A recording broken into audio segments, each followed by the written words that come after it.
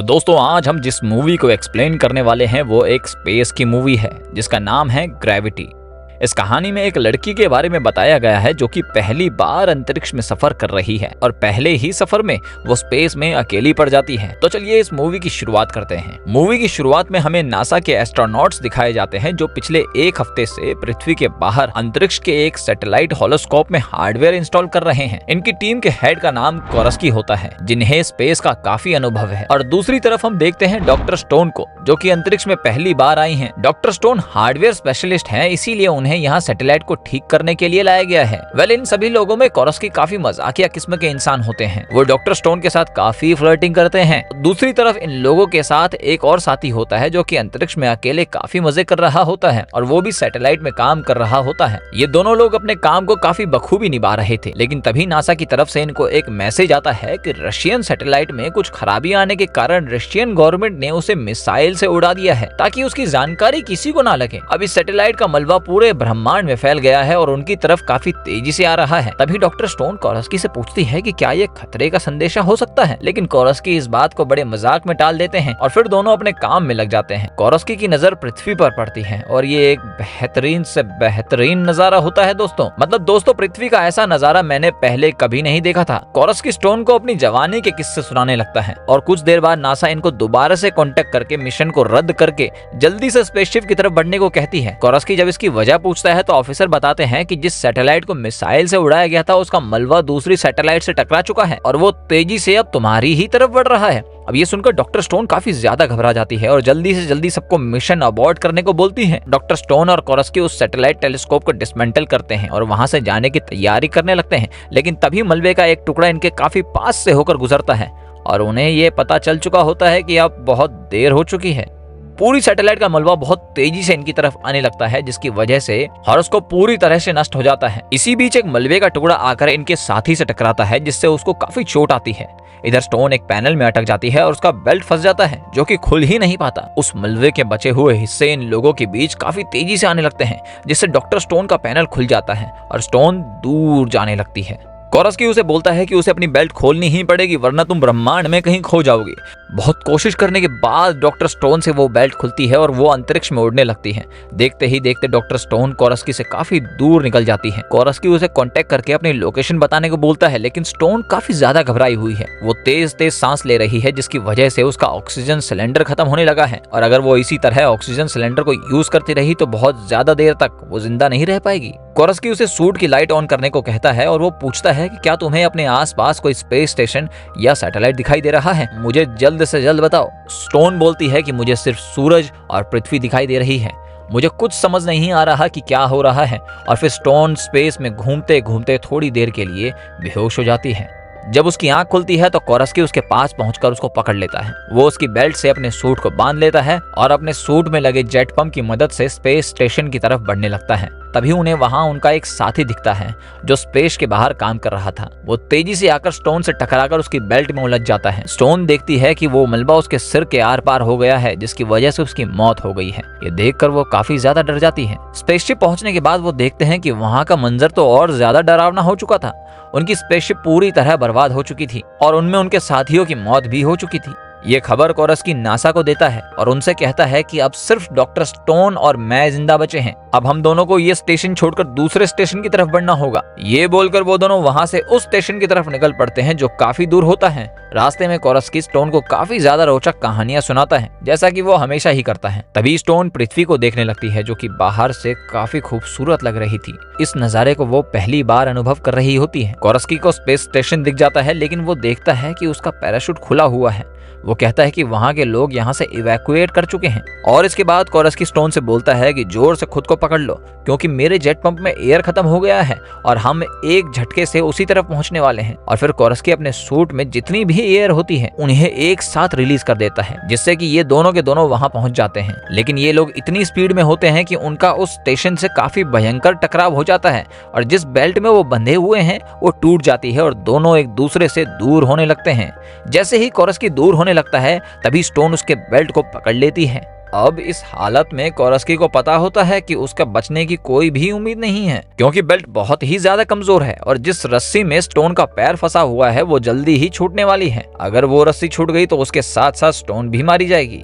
वो स्टोन से बोलता है कि तुम मुझे छोड़ दो और स्टेशन पर चले जाओ, लेकिन स्टोन कोरस्की की बात नहीं मानती। वो बोलती है कि मैं तुम्हें बचा लूंगी, और तभी कोरस्की अपने बेल्ट को खोल देता है और वो स्टोन से दूर होने लगता है और देखते ही देखते वो बहुत दूर निकलकर स्पेस में कहीं खो जाता है। और स्टोन काफी ज्यादा मायूस और निराश होकर स्टेशन के पास पहुंचती है। गेट खोलकर अंदर जाती है, कोरस्की से कांटेक्ट करने की कोशिश करती है, लेकिन उसका कोई जवाब नहीं मिलता। वो काफी उदास होकर स्पेस सूट उतारती है और कंट्रोलर की तरफ बढ़ती है।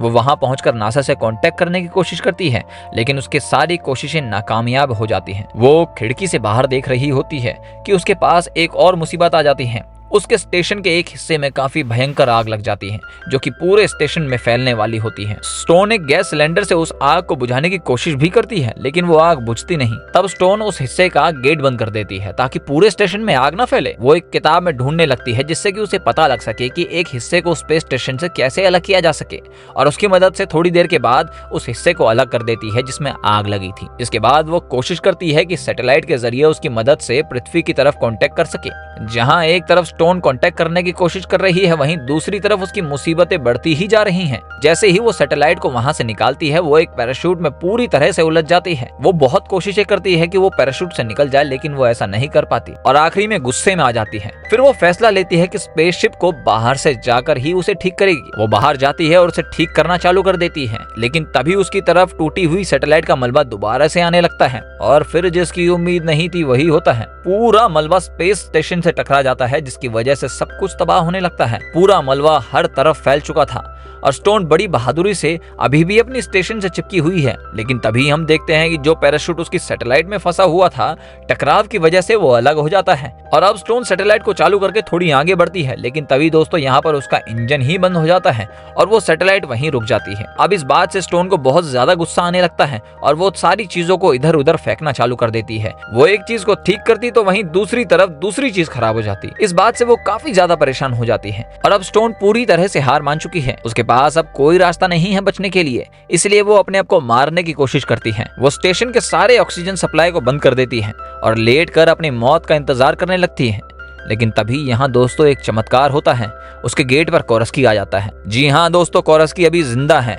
कोरस्की गेट खोलकर अंदर आता है और ऑक्सीजन को फिर से बढ़ा देता है। उसे देखकर स्टोन के अंदर फिर से खुशी की लहर दौड़ती है। उसकी जिंदा रहने की उम्मीद फिर से एक बार जाग जाती है। कोरस्की वहां आते ही उससे मजाक चालू कर देता है और उसे ड्रिंक ऑफर करता है और उसे बोलता है कि ये ड्रिंक पीनी चाहिए और फिर से मोटिवेट होना चाहिए, और काफी ज्यादा उसे मोटिवेट करता है। कोरस्की उसे बोलता है कि अगर तुम चाहो तो तुम अपनी जान बचा सकती हो, तुम्हें बस अपनी आंखें बंद करनी है और फिर देखो तुम्हें कोई चोट नहीं पहुंचा सकता। और दोस्तों स्टोन की आंखें तभी खुल जाती है और वो देखती है कि ये सिर्फ उसका एक सपना था। कोरस्की तो सच में मर चुका है। ये सिर्फ उसकी एक इमेजिनेशन थी जिसमें वो कोरस्की को देख रही थी या फील कर रही थी। लेकिन ये सब फील करके उसके अंदर दोबारा से एक हिम्मत जाग जाती है और वो डिसाइड करती है कि वो ऐसे हार नहीं मानेगी। वो पूरी कोशिश करेगी अपनी जान बचाने के लिए। इसके बाद स्टोन सोचती है कि वो चाइनीज स्पेस स्टेशन के पास जाएगी और उससे मदद मांगेगी। स्टोन जिस स्पेस स्टेशन में होती है वो उसे लैंड नहीं कर पाएगी क्योंकि उसमें पैराशूट नहीं है। अगर वो बिना पैराशूट की मदद से नीचे उतरेगी तो पूरी तरह से जलकर मर जाएगी। अब स्टोन फैसला करती है कि वो स्टेशन से बाहर जाएगी और चाइनीज स्टेशन तक पहुंचने की कोशिश करेगी। दोस्तों उसके पास एक गैस सिलेंडर होता है जिसकी मदद से वो अपनी स्पीड को कंट्रोल कर सकती है और जिस तरफ चाहे उस तरफ मुड़ सकती है। अब इसके बाद स्टोन बड़े मुश्किलों से सिलेंडर की मदद से उस स्टेशन तक पहुंच जाती है और उसके अंदर जाने की कोशिश करती है, लेकिन जिस मलबे की मदद से सारा स्टेशन तबाह हुआ था वो फिर से स्टोन की तरफ आना चालू हो जाता है और चाइनीज स्टेशन से टकराना चालू हो जाता है। वो पूरा मलबा स्टेशन से दोबारा टकराता है जिसकी वजह से चाइनीज स्टेशन भी पूरी तरह से बर्बाद होने लगता है। लेकिन इससे पहले कि स्टोन को कुछ हो, स्टोन समय पर स्टेशन के कैप्सूल के अंदर पहुंच जाती है और देखती है कि सारे के सारे अलर्ट बटन बज रहे हैं क्योंकि स्टेशन पूरी तरह से बर्बाद हो चुका है। अब दोस्तों ये कैप्सूल हर एक स्पेस स्टेशन में होता है। अगर स्टेशन में कुछ गड़बड़ी आ जाए तो इमरजेंसी लैंडिंग के लिए ये होता है। अब पूरा स्टेशन जलते हुए पृथ्वी की तरफ बढ़ना चालू हो जाता है और हम देखते हैं कि पूरा स्टेशन बहुत तेजी से नीचे गिरता जा रहा है और तभी स्टोन का कैप्सूल भी अलग हो जाता है और स्टोन बोलती है कि अब सिर्फ दो चीजें होने वाली हैं, या तो पैराशूट खुलेगा और मैं जिंदा नीचे पहुंच जाऊंगी और पूरी दुनिया को मेरी कहानी पता चलेगी, या फिर 10 मिनट के अंदर अंदर मैं जलकर खाक हो जाऊंगी और मेरी मौत हो जाएगी। कैप्सूल तेजी से नीचे गिरना चालू हो जाता है, जिसकी वजह से उसके अंदर आग लग जाती है। लेकिन दोस्तों तभी यहाँ पर एक चमत्कार होता है। जैसे ही स्टोन को पृथ्वी के बादल नजर आने लगते हैं, वो पैराशूट खुल जाता है, जिसकी वजह से कैप्सूल की स्पीड कम हो जाती है और फिर धीरे धीरे कैप्सूल समुद्र के अंदर गिर जाता है। लेकिन यहाँ भी मुसीबत कम नहीं होती।